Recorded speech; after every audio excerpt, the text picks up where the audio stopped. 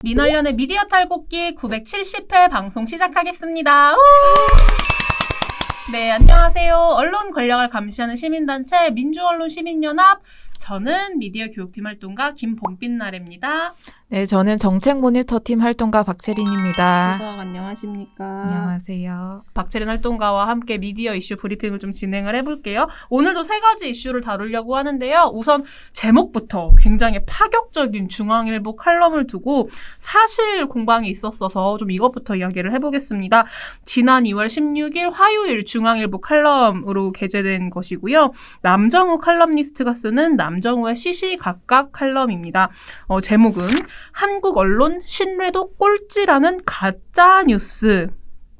제목이 굉장히 세요.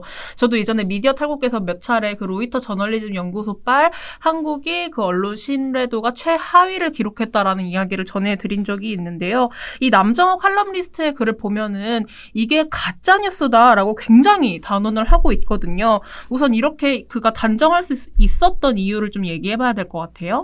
네, 남정호 기자가 칼럼에서 지적하고 있는 부분은요. 이 조사에서 질문 내용이 문제가 있다는 것이 핵심인데요. 네. 먼저 이 조사 내용에 대해서 좀 설명을 드리면 말씀해 주셨듯이 한국은 지난해까지 4년 연속으로 최하위 꼴찌를 기록을 했습니다. 네. 그래서 이 자료가 발표될 때마다 한국의 언론개혁 문제가 얼마나 절실한지 보여주는 증거로 활용이 돼 왔는데요. 또 그리고 이 로이터 저널리즘 연구소가 되게 명망 있는 곳이잖아요. 맞습니다. 이 조사에는 영국 방송통신위원회에 해당하는 오프콤, 그다음에 BBC 뉴스, 그리고 구글, 그리고 우리나라의 경우에는 한국언론재단 등이 참여를 하고 있습니다. 네. 그만큼 좀 권위 있는 조사라고 할 수 있는데요. 네. 그래서 이 칼럼에서 이제 이 조사 결과가 가짜 뉴스다라고 얘기를 하고 있는 겁니다.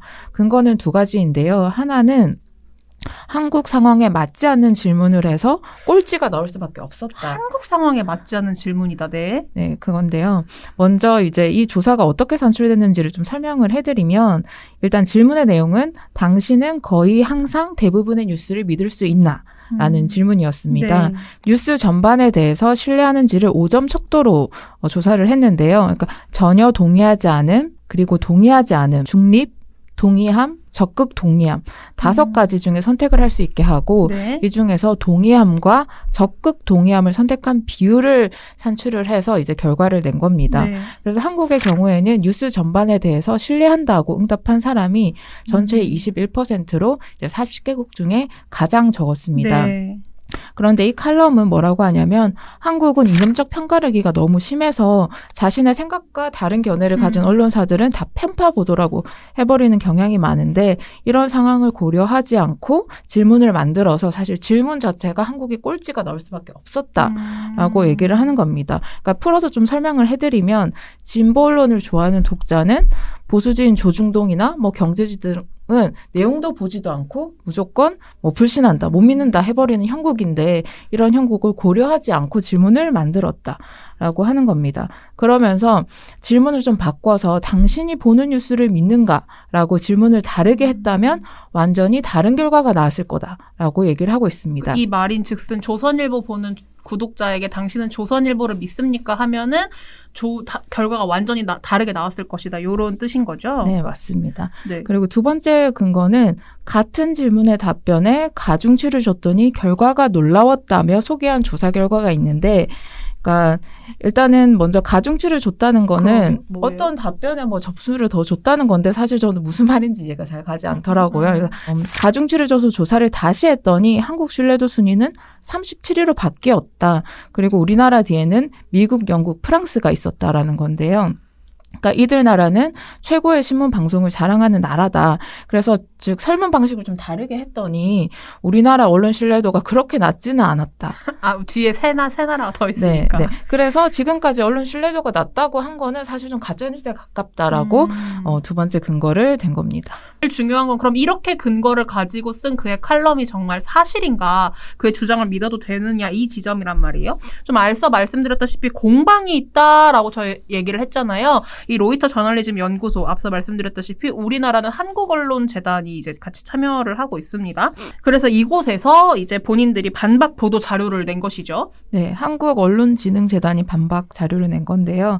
먼저 뉴스 전반의 신뢰와 관련된 조사에 대해서 한국이 조사 대상 40개국 중 40위로 나타난 것과 관련해서 이러한 방식의 집계는 40개국 모두에게 똑같이 적용이 되며 한국이 이 조사에 참여한 2016년 이후 동일한 방식으로 진행이 되었고 또 공개되었다라고 얘기를 했습니다. 그래서 40개국 중 40등이라는 거는 부인할 수 없는 정확한 사실이다라고 먼저 짚었고요.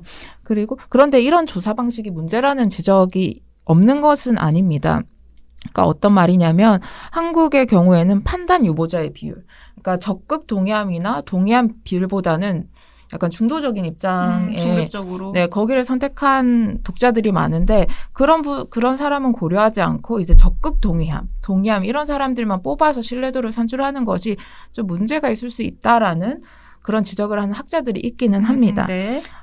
만약에 칼럼이 차라리 이런 부분을 지적을 했더라면 역으로 최소한 가짜뉴스라는 비판은 듣지 않았을 것이다. 이 칼럼이 오히려 가짜뉴스라는 좀 비판을 듣고 있나 봐요. 네, 그렇죠. 그래서 이 부분만 짚었더라면은 좀 유의미한 지적일 수도 있다 정도로 평가할 수 있었을 텐데 그런 부분은 없었고요.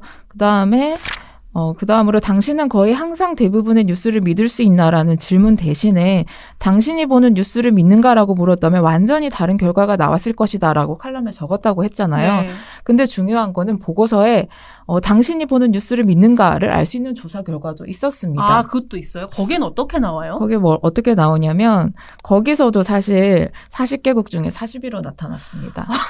이러나 저러나 꼴찌라는 얘기예요. 네. 그래서 칼럼 내용처럼 완전히 다른 결과는 나오지 않았다는 것을 확인해 볼 수 있네요. 기자도 그 보고서를 봤다면 알 수 있었을 텐데 완전히 다른 결과가 나왔을 것이다라고 얘기를 하는 게 오히려 이 칼럼이 가짜뉴스라는 거를 확실히 보여주는 것이죠. 네, 이게 한국언론진흥재단에서는 디지털 뉴스 리포트 2020으로 배포를 하잖아요. 근데 네. 그 안에도 방금 말씀하셨던 당신이 보는 뉴스를 믿을 수 있는가 이 질문이 있었다란 말씀인 거죠? 네, 그렇습니다. 네. 그리고 칼럼의 또 다른 내용에는 이제 가짜뉴스는 언론 탓이 아니라 정치인 탓이다라고 얘기를 하는 부분이 있습니다. 네. 이 부분은 일부분 사실이라고 볼 수도 있는데요. 그에 대해서 좀 더 자세히 설명을 드리면은, 한국의 경우에는 허위 정보의 최대 출처는 정치인이라는 응답이 32%를 차지를 했습니다. 반면에 언론사 기자는 23%였고, 일반 대중은 20%였는데요. 그래서 상대적으로 언론사 기자나 일반 대중보다 정치인이 좀 더 잘못했다라고 응답하는 비율이 높게 나타난 건 사실입니다. 근데 이 결과도 좀 뜯어볼 필요가 있는데요. 네. 로이터 저널리즘의 조사 결과를 보면은 조사 대상 40개국 전체를 봤을 때 이제 정치인이 가짜뉴스를 퍼뜨린다라고 한 데에 40% 정도의 사람이 응답을 했습니다.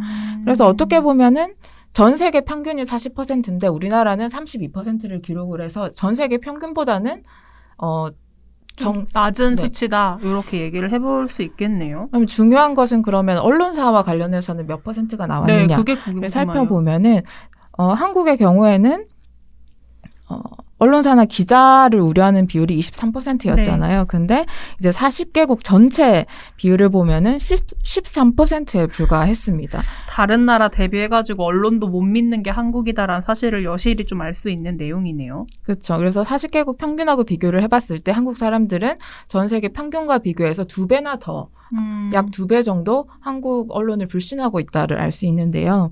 그러니까 언론인이라면 왜 다른 나라에 비해서 2배나 가까이 언론을 불신하는지에 대해서 주목을 해서 좀 반성도 하고 이제 어떻게 하면은 신뢰를 다시 얻을 수 있는가에 대해 고민하고 반성했어야 하는데 반성은커녕 언론보다는 정신이 더 잘못했다라는 그런 태도를 보이고 있는 것이죠. 하고 있고 심지어 이게 가짜뉴스다라고 단언을 했는데 본인이 들었던 주장의 어떤 근거도 굉장히 빈약했다라는 점을 다시 한번 좀 알 수 있었어요. 근데 한국언론진흥재단 반박 자료를 읽어보니까요. 왜 이런 칼럼을 썼는지, 그러니까 가짜뉴스다라고 단언할 인정할 수 있는 부분이 없었다라는 점도 저희가 확인을 해볼 수 있지만 이 칼럼 볼 때 굉장히 눈에 띄는 지점이 계속 반복적으로 나오는 단어가 있거든요. 바로 징벌적 손해배상제입니다. 네, 지난 미디어 브리핑 시간에 더불어민주당 6개 언론 법안을 설명하면서 징벌적 손해배상제에 대해서 설명을 해드렸는데요. 한 번 더 설명을 해드리면 거짓이나 불법 정보로 명예훼손 등 피해를 입은 경우에 손해액의 3배까지 배상을 청구한다는 내용입니다. 네. 근데 이제 칼럼에 어떻게 언급이 됐냐면 권력자들은 한국 언론 신뢰도 낮다는 가짜뉴스를 만들어 왔고 이런 가짜뉴스를 내세워서 언론에 재갈을 물리려는 거 아니냐. 그러면서 언급한 게 이 징벌적 손해배상제입니다. 네. 또 남정우 기자는 이 법이 마련되면은 제소를 당한 언론사와 기자들은 어려움을 겪을 수밖에 없다. 언론으로서는 합리적인 의혹 제기조차 망설이게 된다라고 적고 있습니다. 언론이 제소당할 것을 걱정을 하면서 사실 언론 때문에 피해를 봐왔던 시민들에 대한 걱정, 미안한 마음은 전혀 찾아볼 수 없었습니다. 이 점과 관련해서 이제 오마이뉴스가 지난 9일 여론조사 전문기관 리얼미터에 의뢰해서 설문을 했었는데요. 네, 맞아요. 우리 국민의 10명 중에 6명은 징벌적 손해배상제에 언론도 포함되어야 한다라고 응답을 했습니다. 네. 그래서 왜 10명 중에 6명이나 되는 시민들이 언론도 그 징벌적 손해배상제에 포함되어야 한다라고 응답을 했는지에 대해서 한 번 더 생각해보고 반성하는 게 먼저가 아닐까 생각합니다. 박차린 활동가의 말을 들어보니까요. 이 칼럼을 통해서 좀 주장을 하고 싶었던 지점은 한국은 어느 나라보다도 좀 이념적인 갈등이 심한 나라이고 그 이념적 갈등에 따라서 이념을 가진 시민들이 언론을 신뢰하지 못한다. 이게 우선 하나 있는 것이고요. 이게 하나 있는 것이고 다른 하나 이제 이 칼럼을 통해서 가장 주장을 하고 싶었던 거는 현재 논의하고 있는 언론에 대한 징벌적 손해배상제 도입을 해서는 안 된다. 이 두 개로 좀 좁혀서 이야기를 해볼 수 있을 것 같아요. 그런데 좀 박채린 활동가의 말처럼 징벌적 손해배상제 도입을 반대하기 위해서 굉장히 좀 억지스러운 주장을 끌고 오다 보니 오히려 본인이 쓴 칼럼이 가짜뉴스다 이런 이야기를 듣고 계신 게 아닌가 생각이 듭니다. 네, 이 이야기는 이 정도로 마무리해보고요. 가짜뉴스라고 썼는데 가짜뉴스가 아니었으니까 좀 이렇게 이야기를 정리해볼 수 있겠고 두 번째 이슈로 지나갈게요. 몇 주간 한국 사회를 굉장히 뜨겁게 달군 이슈, 유명인들의 그 과거 학교폭력 문제에 대한 이야기를 좀 해보려고 하는데요. 현재 사실 공방이 오가는 유명인들이 있습니다. 오늘도 제가 어제 하루 종일 뉴스를 안 봤더니 또 한 유명인의 그런 학교폭력 가해 사실이 또 이제 논란이 되고 있더라고요. 그런 지점도 있는데 사실 공방이 오가는 분들도 계시지만 본인들이 가해를 했다라는 사실을 인정하고 사과를 한 사람들도 있습니다. 그중 가장 국민적 분노로 여론이 거센 게 흥국생명 그 여자 배구 소속의 이다영, 이재영 선수인데요. 관련해서 저희가 언론이 어떤 보도를 해야 한다 이런 이야기는 지난주 금요일에 임동준 팀장님과 알아주 뉴플리에서 이야기를 해드렸습니다. 그런데 이제 유명인들의 학교폭력 문제가 하나둘 불거지니까요. 좀 이해가 안 가는데 학교폭력 고발이 허위면 어쩔 테냐라는 식의 보도가 나오고 있다고 합니다. 조선일보 기사를 박채린 활동가가 문제로 꼽았는데 이야기 좀 해주시죠. 학교폭력에 대한 그 폭로가 이어지면서 사실 지금 대부분의 기사들은 스포츠계 폭력 사태에 집중을 해서 원인을 좀 찾고 있는데 네. 조선일보의 지난 19일 금요일자 기사에서는 좀 다른 형태의 기사가 네. 나와서 제가 주목을 할 수밖에 없었는데요. 일단 제목을 말씀드리면 또 다른 폭력이 된 허위 학폭 미투라는 제목의 기사가 일면에 실렸고요. 신면에는 법적 시효 없는 학폭 여론 재판, 무고한 피해자 나올 수도라는 제목의 기사입니다.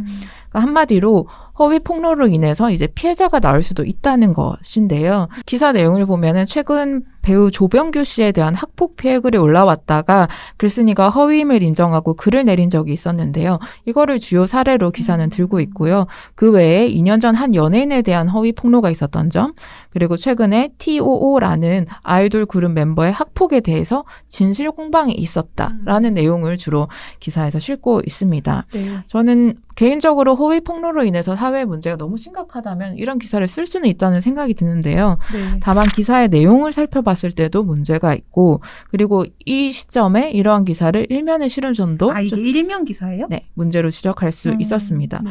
우선 조병규 씨의 경우에는 추가 폭로가 지금 좀 계속 나오고 있는 상황이고요. 네. 그리고 또 다른 예를 들면 아이돌 멤버에 대한 학폭은 진실 공방 중이라고 했습니다. 네. 그래서 실제 피해자가 존재할 수도 있다는 것인데 허위 학폭 미투라는 제목을 달아서 이제 일면에 게재한 거는 좀 섣부른 걸로 보이고요. 그리고 지금처럼 SNS를 중심으로 폭로가 이어지는 상황이 정상적이라고 볼 수는 없습니다.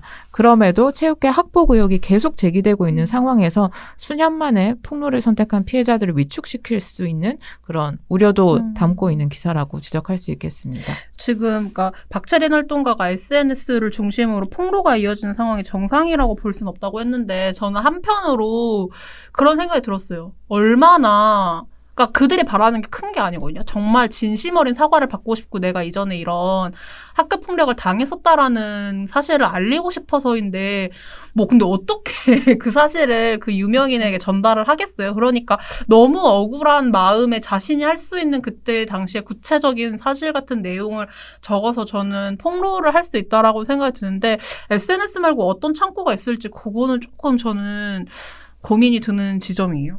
사실 SNS를 최후의 보루를 어떻게 보면은 피해자들은 선택할 수 있었을 텐데 학교 시절 학교 다닐 때 학교 폭력을 신고할 수 있는 창구가 분명히 있어야 되고 그다음에 스포츠계도 그런 걸 신고할 수 있는 창구가 분명히 있거든요. 그런데 그때 그런 것들이 제대로 작동하지 않았기 때문에 그게 계속 마음속에 쌓여 있었고 아직까지 치유되지 않은 상처이기 그렇죠. 때문에 이제 뒤늦게 이제 SNS로 나온 것인데 물론 그런 게 긍정적이라고 볼 수도 있지만 이전에 그때 폭행 당했던 당시에 제대로 된 어떤 시스템이 마련이 돼 있었더라면 하는 네. 그런 마음이 있으시다. 이제 좀 이해가 가네요.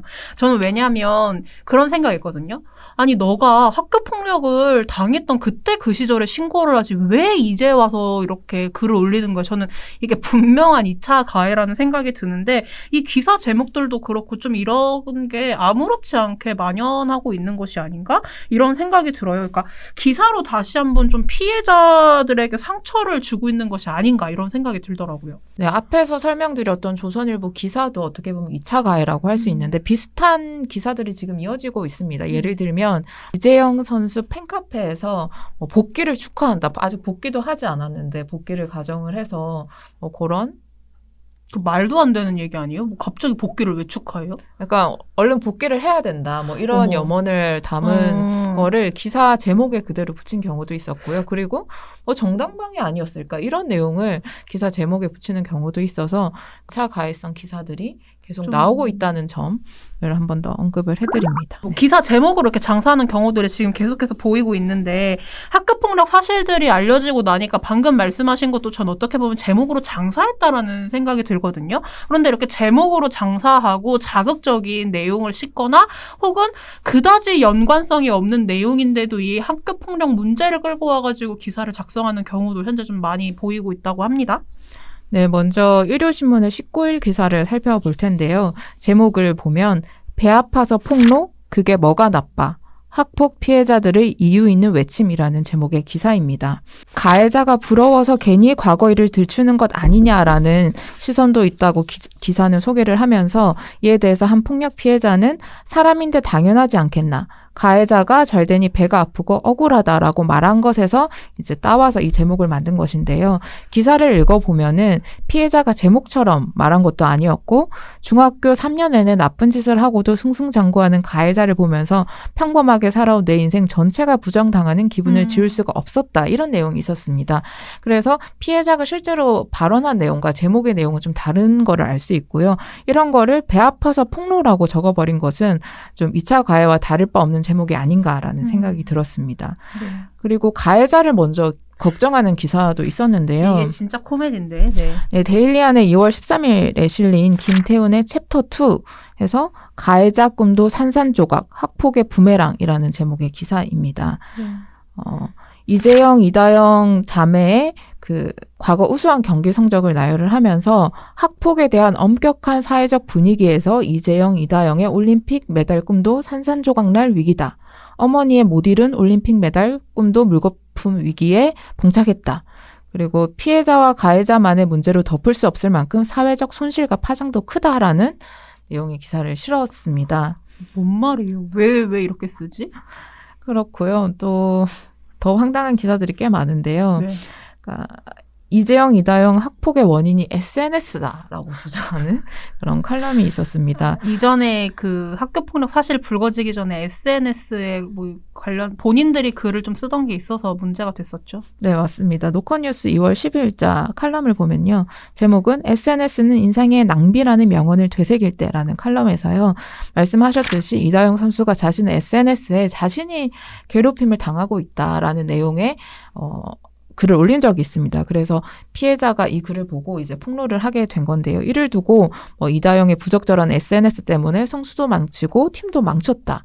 이런 내용의 칼럼이 있었습니다. 이것과 비슷한 내용으로 이제 오센이라는 매체에서 2월 14일 날 인생의 낭비 SNS 금지 프로구단 고려해야 할 때라는 칼럼을 싣기도 했습니다.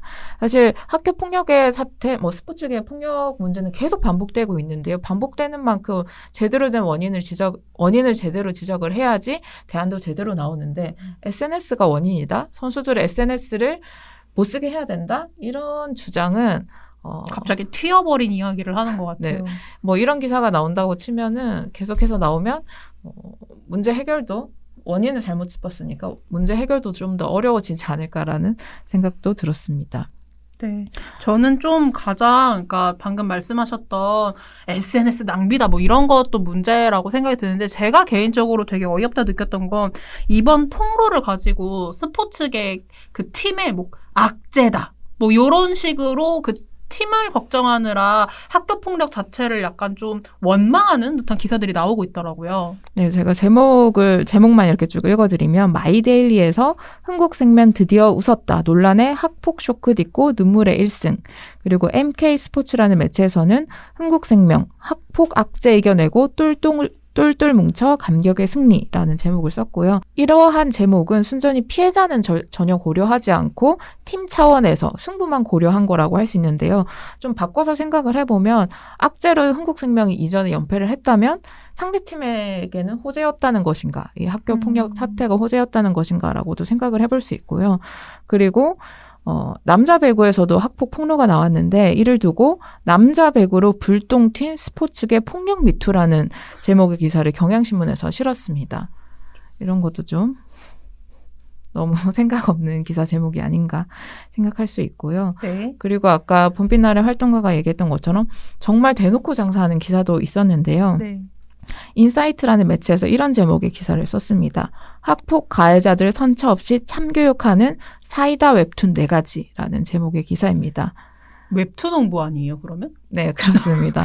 그러니까 기사 내용을 설명을 읽어드리면 학폭 문제가 연일 터지고 있지만 10대 청소년들 경우에는 처벌하기 쉽지 않은 상태이기 때문에 피해자나 시민들이 답답함을 호소하고 있다라고 하면서 이들을 대리만족시켜주기 위한 웹툰이 있다라면서 4개의 웹툰을 소개를 합니다.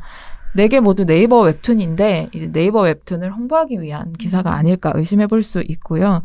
그리고 이데일리에서도 실은 기사를 하나 소개해 드릴 텐데요. 제목은 이다영 명품 산책 SNS에 탈퇴한 진짜 이유라는 제목의 기사입니다. 네. 학교 폭력 가해 사실이 알려지면서 SNS를 탈퇴했는데요. 이 기사는 학교 폭력 때문에 SNS를 탈퇴한 게 아니라 다른 이유 때문에 SNS를 탈퇴한 것이다라는 제목의 기사입니다. 과거에 명품 사진을 올리거나 풍경의 사진을 올린 적이 있는데 그게 자신이 찍은 게 아니라 해외의 유명 사이트에서 도용해서 올린 것이다라는 의혹이 제기가 됐어요. 그래서 그러니까 명품을 마치 자기가 산 것처럼 다른 사진을 도용해서 올린 것인데 그래서 그런 의혹이 불거지면서 탈퇴한 것이다라는 제목의 기사입니다. 그러니까 학교 폭력이 아니었다라면 이런 기사도 나오지 않았을 거고요.